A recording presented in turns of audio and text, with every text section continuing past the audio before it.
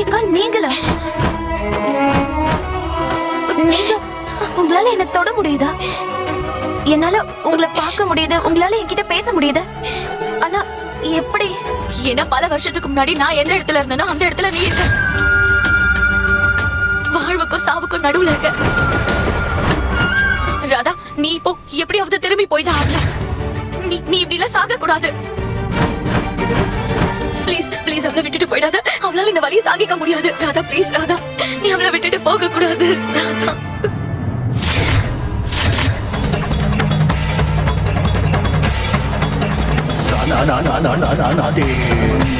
ராதா, உனக்கு உயிர் போயிட்டு இருக்கு ராதா. நீ முதல்ல எங்க இருக்குன்னு சொல்லு. சொல்லு, நீ எங்க இருக்க?